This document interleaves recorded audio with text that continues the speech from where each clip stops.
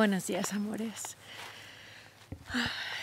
Buenos días, buenísimos días. Aquí tenemos a nuestro amor en medio de la hierba y nuestro maravilloso,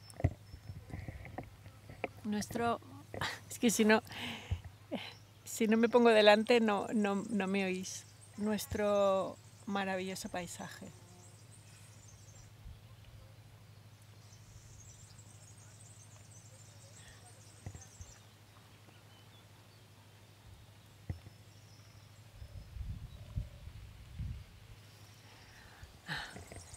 Bueno, lección 343. Vamos a ver. Es que esto ya es un milagro, ¿no?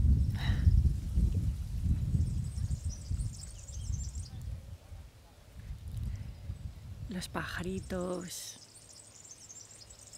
el viento, el que pasa, el Sam, ¿no? Mirar este blanco contrastado con la hierba, con el verde de la hierba, es increíble, ¿no? Esto ya es un milagro, ya es un...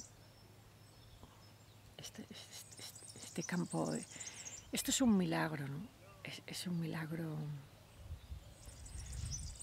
Recordemos lo que es un milagro, ¿no? El milagro es una corrección. La mente mira en la devastación y se le recuerda que la devastación es falsa, ¿no? Si tú estás aquí viendo este paisaje y sin embargo estás plenamente identificado con una historia, con los problemas mentales o con los problemas que podamos tener, no podemos ver esta belleza, porque estamos atrapados literalmente en la red. En la red de la mente, ¿no? Es una red que cuanto más te identificas con ella y cuanto más intentas salir de ella, más te enganchas, ¿no? Y luego ya sabemos lo que pasa. Entonces, el milagro es que la mente, se le recuerda a la mente que esa red en la que ahora no estamos, porque estamos aquí en pleno milagro, es falsa, es falsa, ¿no? Es falsa. Dice, un milagro es una corrección, no crea ni realmente cambia nada, en el sentido de que esa red es falsa y es una ilusión. Por lo tanto, darnos cuenta que eso es así no crea ni cambia nada, porque siempre ha sido así. Lo único que el milagro lo que hace es corregir a la mente y que la mente se dé cuenta que lo que está observando es una ilusión. Entonces, ¿por qué dice que no crea ni cambia nada? Porque el milagro no crea ni cambia nada. La ilusión siempre ha sido una ilusión. Sin embargo, la mente no se da cuenta. Entonces, por esto los milagros que hacía Jesús, entiendo que el que está enfermo nunca ha estado enfermo. Es una ilusión de la mente. Entonces, la mirada de Cristo, más adelante lo pone aquí, ¿no? Dice, el perdón es el hogar de los milagros. Los ojos de Cristo los reparten, los dan a todo aquello a lo que contemplan con misericordia y en amor. Entonces, los ojos de Cristo, los ojos de Jesucristo, contemplan con misericordia y amor a esa mente que se piensa ser una persona que está enferma y simplemente le recuerda a esa mente que eso es una ilusión. Y entonces el enfermo se sana, pero en primer lugar nunca estuvo enfermo. Simplemente se nos recuerda que la devastación que ve la mente es una ilusión, ¿no? Por eso dice, el milagro no crea nada, ni cambia nada, ¿no? Entiendo que se refiere a la realidad real, esa que no puede ser amenazada por nada ni nadie, ¿no? Entonces dice, pavimenta el camino para el retorno a la atemporalidad y al despertar del amor. Porque en el mundo al revés, el amor, que es lo real, está dormido. Y lo irreal, que es la ilusión, parece que sea real. Por eso dice, el milagro revierte la realidad, ¿no? La revierte. ¿Qué significa? Nosotros vivimos en una realidad invertida. Vemos lo real cuando en realidad es una ilusión y vemos la ilusión que en realidad es real, ¿no? Nosotros vemos la paz, el amor, la dicha eternas como una ilusión, cuando en realidad son lo único real. Y vemos la muerte, la enfermedad, el engaño, la usurpación de personalidad como una realidad, cuando en realidad es una ilusión. Y eso, y yo lo estoy diciendo y yo caigo en el mismo. Y en vez yo, ¿quién está diciendo eso, no? Digamos que estas palabras están siendo dichas a través de este cuerpo y sin embargo mi persona aún se confunde muchas veces, ¿no? Cuando alguien se pone en contacto contigo intentando ser lo que no es o diciendo que es una persona cuando en realidad es otra, todos nos ofendemos porque tomamos la usurpación como una realidad, cuando en realidad no lo es, ¿no?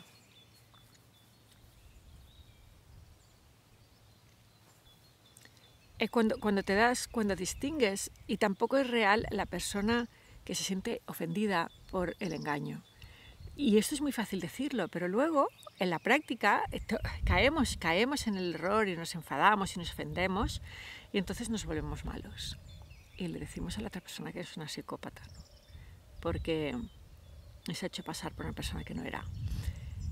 Entonces, por eso darnos cuenta de que la persona que pensamos ser y las personas que pensamos ver son una ilusión, hacen que sea muy difícil que uno se enfade y se vuelva malo, ¿no? Cuando nos enfadamos nos volvemos malos, ¿eh? Pegamos, insultamos, tenemos sed de venganza y queremos hacer daño a la otra persona de una manera premeditada porque pensamos que nos han hecho daño a nosotros primero, ¿no?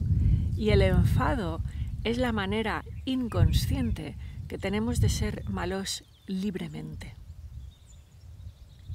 El enfado es la manera inconsciente que tenemos de ser malos libremente. Es decir, de dejar ir toda nuestra maldad, bueno, no es nuestra.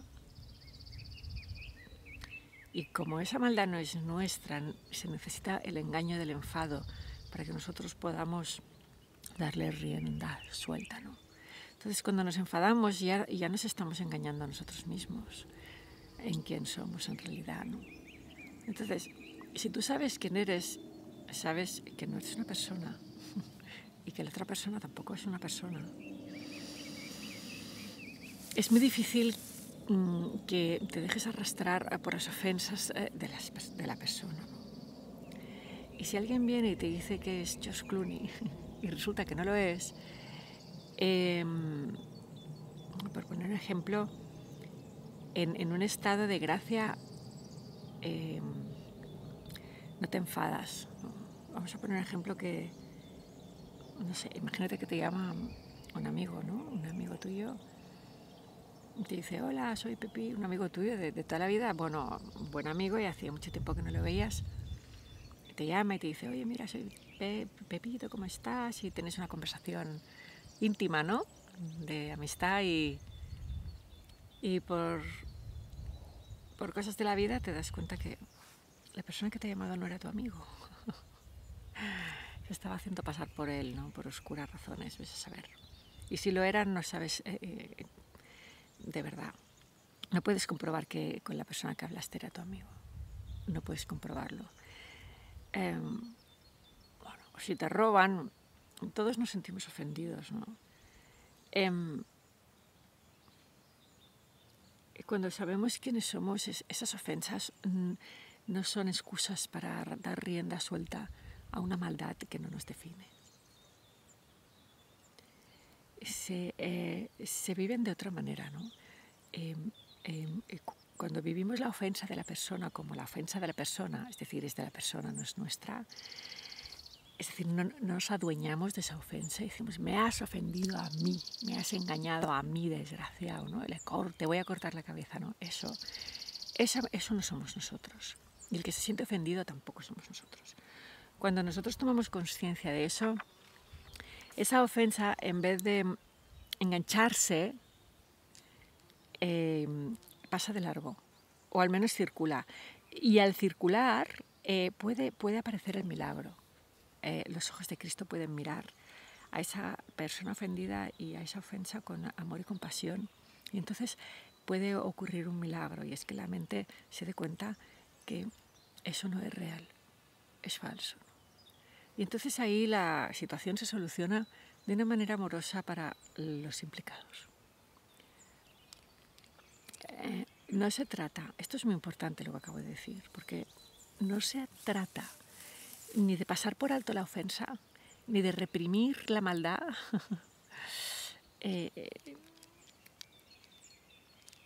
ni de parecer al bueno, ¿no? No se trata de esto de ninguna manera.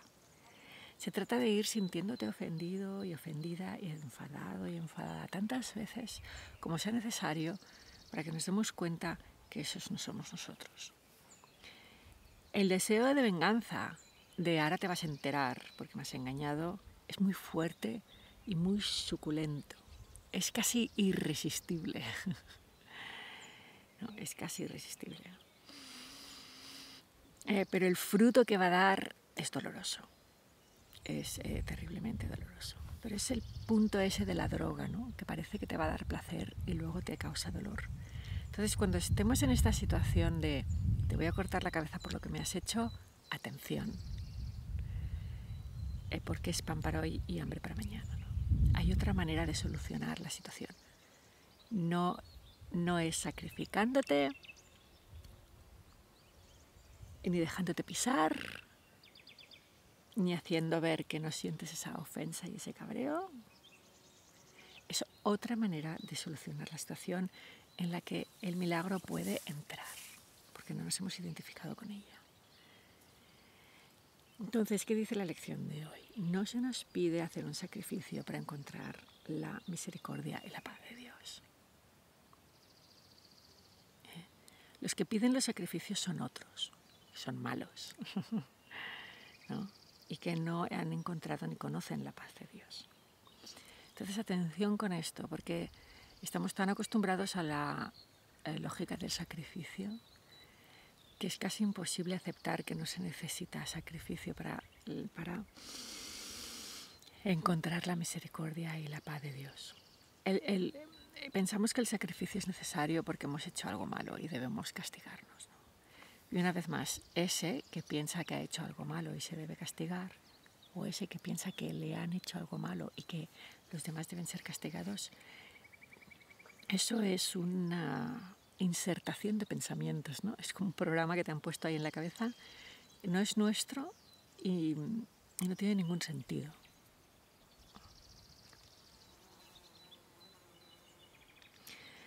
Porque cuando no hay culpa no hay sacrificio. Punto. Hay seres que viven de los sacrificios, pero no somos nosotros, ¿sí? Y nosotros no los necesitamos. Entonces, ¡ay, mira, es que me asusta! Antes se me ha puesto un abejorro enorme aquí encima. Pobrecito, me ha asustado, no entiendo que no me voy a hacer nada. Y ahora tenía un bichito bueno.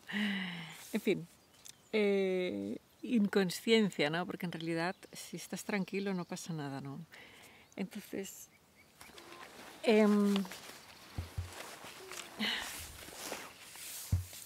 dice, el final del sufrimiento no puede ser la pérdida. No puedes terminar con el sufrimiento sacrificando nada. Es absurdo. Mientras sigamos con la idea del sacrificio, seguiremos sufriendo por definición, ¿no? O sea, voy a hacer un sacrificio para tener paz. ¿cómo vas a tener paz si estás sacrificando o estás sacrificando a alguien o a algo, ¿no? Estás sacrificando algo que quieres, ¿no? Tus sueños, yo qué sé, una persona, un animal, lo que sea, ¿no? Es absurdo, ¿no? Dice, el regalo de todo solo puede ser ganado. A ver, the gift of everything can but be gained. Cuando te regalan todo, solo puedes ganar, no puedes perder. Y el amor y la misericordia de Dios es el regalo del todo. Entonces no hay nada que perder y todo que ganar. Si te cuesta aceptar esto, es simplemente porque aún estás confundido o confundida con aquella persona a la que le han hecho daño y que por consiguiente quiere hacer daño. Entonces, cuando nosotros damos por verdad que nos han hecho daño, vamos a querer devolver ese daño y no podemos aceptar que no se nos pide ningún sacrificio. ¿Por qué? Porque ya nos han hecho daño, ya nos hemos sacrificado.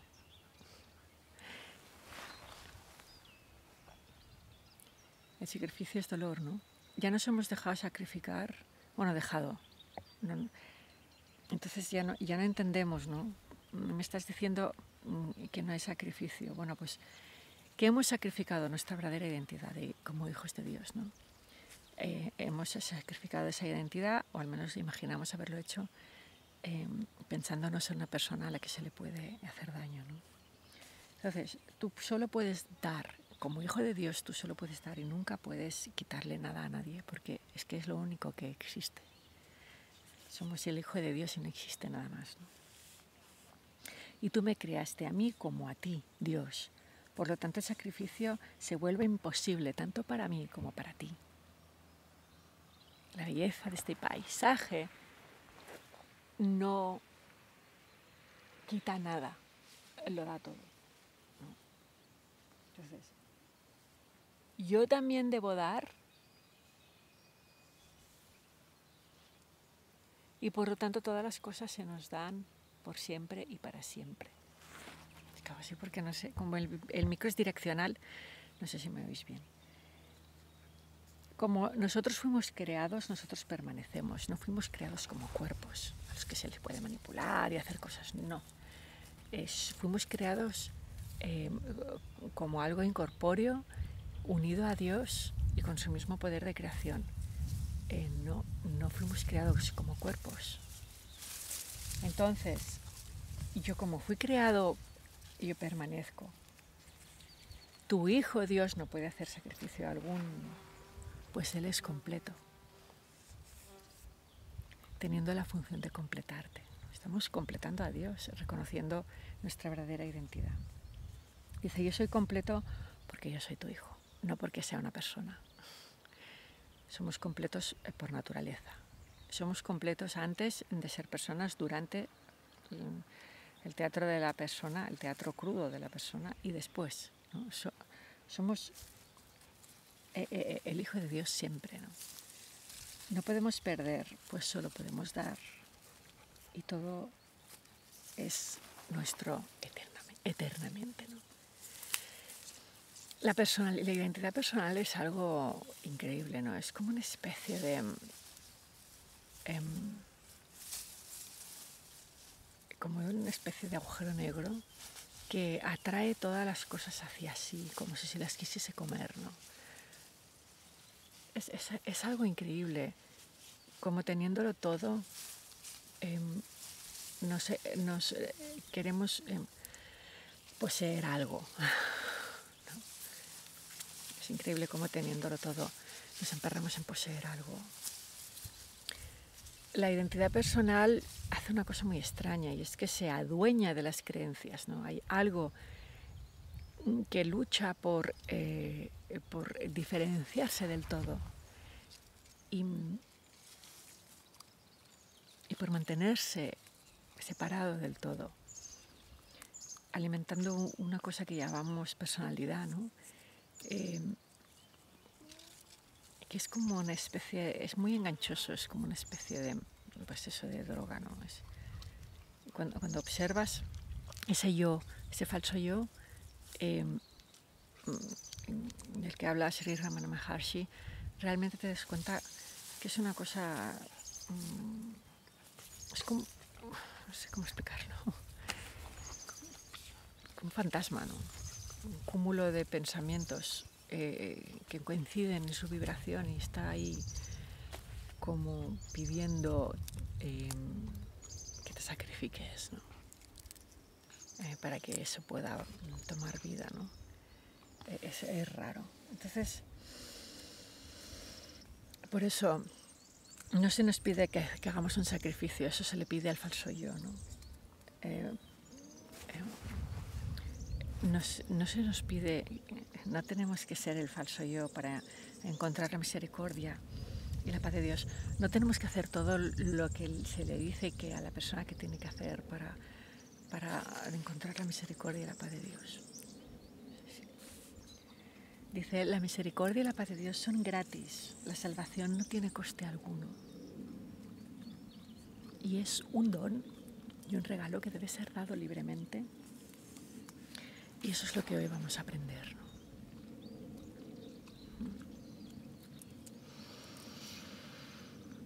Entonces, no hace falta que sacrifiquemos nada para que Dios nos quiera y tenga misericordia, ¿no? Además, lo único que hace falta es que nos demos cuenta de ese falso yo que es falso.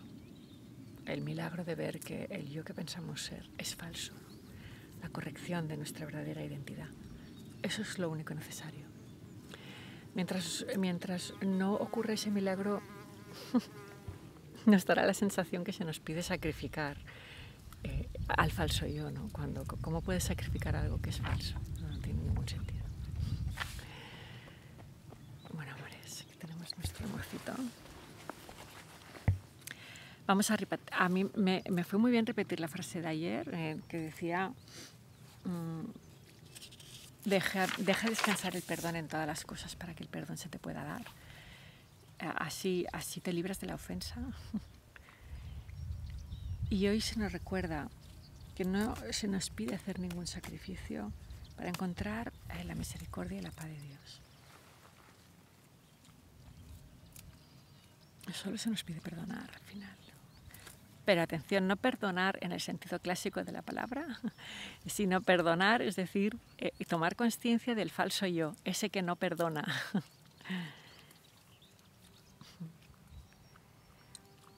Bueno, preciosos y preciosas, millones de gracias por este maravilloso día y porque estáis aquí escuchándonos. Y se nos agradece a todos en nuestra voluntad de descubrir la verdad de lo que somos hasta este mismo instante.